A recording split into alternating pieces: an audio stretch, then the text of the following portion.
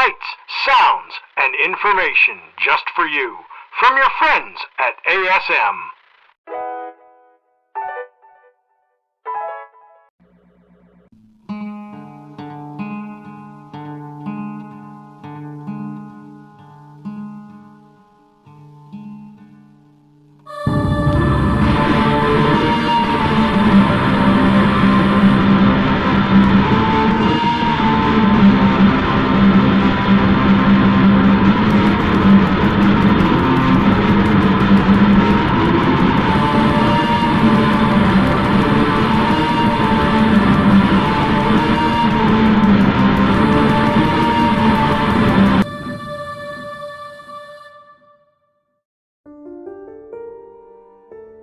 Do you have a beard?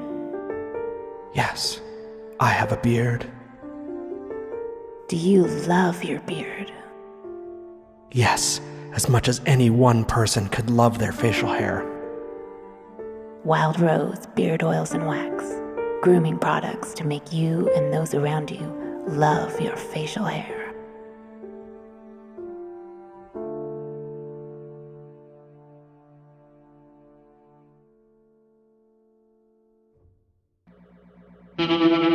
Welcome to the turn of night.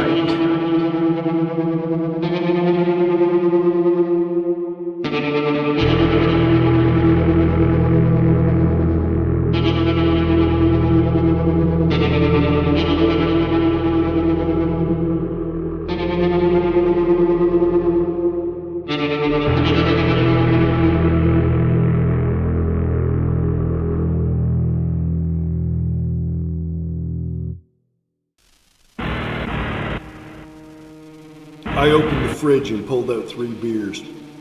I handed one to each of my friends, 2 neighbors to be exact, who were at my place. One of them, Will, is shaking, yet takes the offered drink.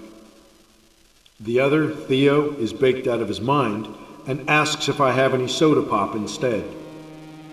I know he's high, but he sounds like a goddamn 5-year-old. I go to get him his soda pop and leave the beer on the coffee table because I'm going to need it. Will has just witnessed a man from the area get absolutely mutilated. This brings the count to 8 people who have been killed in this area. I heard you describe the eyes. To be able to hoist an adult up like that, it must be stronger than a human. Did you get an actual look at it? He shook his head and quietly muttered the word, no. Well, this is it, the 3 of us. We tried to tell the police, but were dismissed as they had suspects already. Something about a cross-border smuggling ring tie-in, said one old cop with a wink. Okay. We know nothing about this being, this monster that stalks these streets and bleeds its victims out. I'd like to say this is the plot of some B-movie, but to make this whole situation even worse, we're in the middle of a fucking global pandemic. We've agreed to meet back here on Friday night, with every weapon we own or can come up with. I try to reassure these 2 that this is something we have to do.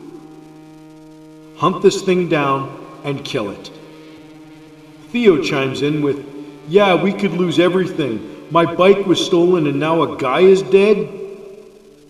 Will and I just look at each other in amazement, but he dismisses Theo by assuring me that he has a gun. Under normal circumstances, I'd say forget it, but this thing we're dealing with, we don't even know what it is or how to kill it. Friday night arrives, a lot sooner than I'm comfortable with given our predicament. We meet at the park behind our place. Our stoner friend isn't quite sure of where we're going, but his weapons are of decent quality. He has a folding pocket knife and, for some reason, his broken bike lock. We start by combing the streets around our place. The area is quiet tonight. The usual odd car going by or person biking along. We notice that the gate to a nearby construction site is open, and we very discreetly walk in to look around.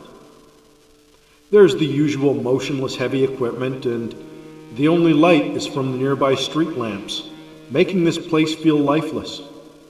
There's no security detail either. We scanned the area and would have likely left until we heard the commotion from the train bridge embankment. A man running towards us, falling as he trips over some rocks, pleading for our help. The train bridge is where Will saw the creature. We are now hunting murder a man in front of his eyes. We could not allow this to happen to another.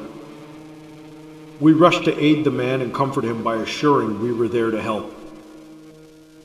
And that's when it struck. The monster itself.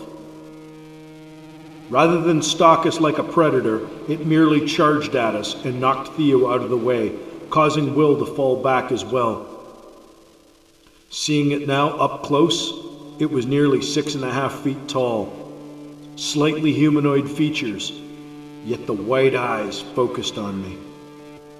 Its lips almost a smile, and it looked down at the man it was originally hunting.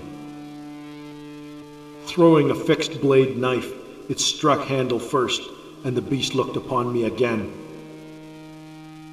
A claw-like hand swiped at the man as Will and I pulled him away. Will drew the firearm he had mentioned when we formed this plan. It was a fat pistol, which I recognized as a flare gun. Swinging wildly, the beast knocked it out of Will's hand, and my heart sank. Yet, I stood my ground and drew my machete. My swings were too slow, and in an instant, it had me in its clutches. The teeth, razor sharp, spelled certain doom. Will was on his feet again and stabbed it with a locked blade. The knife snapped in half. It was as if he struck concrete or some type of armor.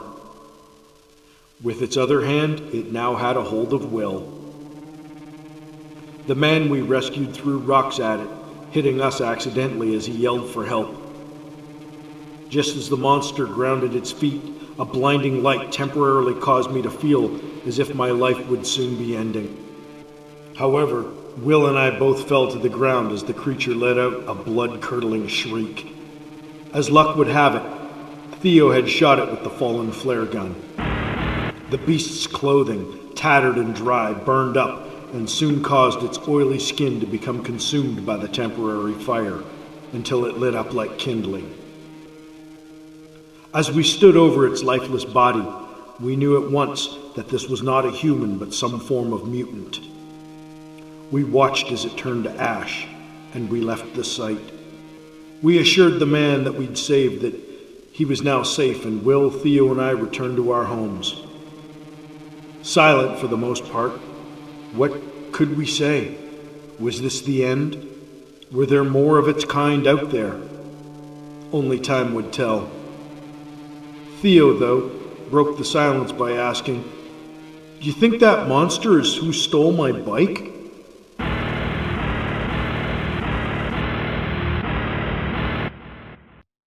The lights are on as the evening shadows are creeping in. Hopefully, you won't get caught in the turn of night.